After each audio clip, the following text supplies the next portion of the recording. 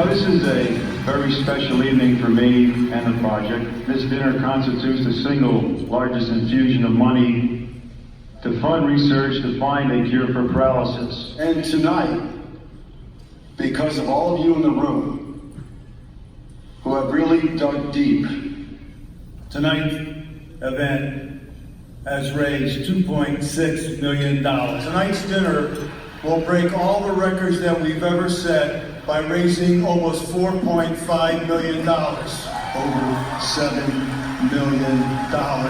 $10 million. We have raised well over $150 million at this dinner. I have to tell you, I'm stunned.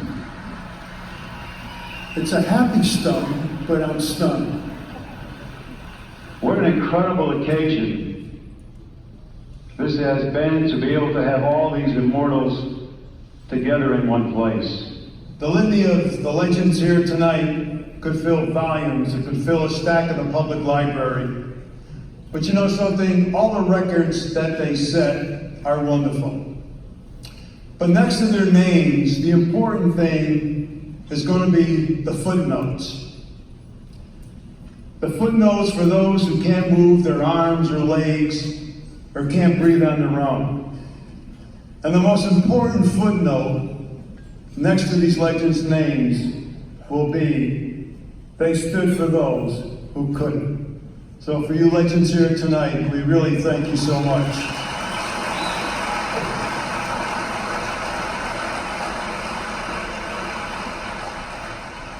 As we go through life, now, very few of us are spared a moment of pain and suffering. And very few of us aren't faced with an altered set of priorities and values. After Mark's accident, when Mark lay there helpless in bed, with tubes in his nose and his throat, he couldn't talk. He looked at me with those big brown eyes, and I read, "Dad, help me." And for the first time in my life, I felt totally helpless and unable to help my son. And it seems like yesterday that I was at my college roommate's farm in New Jersey when I received that ill-fated call, the call that ended a young man's dream before it started. And it seems like yesterday that the Buoniconti family searched for answers, and a beacon of light appeared in the form of a devoted doctor named Barth Green, and a different life for Mark started under Dr. Green's care. Where some people gave Mark no chance of breathing on his own without the help of a respirator, Dr. Green said, "Courage and perseverance, Mark, will get you off the respirator." And he was right. And Mark's road to as normal a life as possible then began. Ladies and gentlemen, you are here because you really want to share in the glory of the Project Scientist. You are here because you know that these dedicated people are putting your good money into serious, credible research. You are here because you know, while you've been seated here tonight, that 5 more people have been injured, suffering a spinal cord injury. You are here because a 7-year-old girl dreams that she is dancing. You are here because my son Mark dreams that he is walking. But when they wake, they are paralyzed. When we started the Miami Project, the mere mention of a cure was scoffed at, and other neuroscientists called us dreamers. And they were right. We were dreamers. But wasn't Da Vinci a dreamer? Wasn't Shakespeare a dreamer? Or aren't we all dreamers? Hell, we thought Don Shula was a dreamer.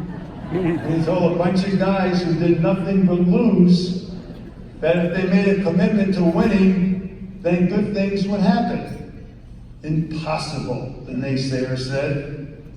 Well, history writes that in 3 years, the Miami Dolphins would go undefeated, and in 3 years, they'll lose only 6 games.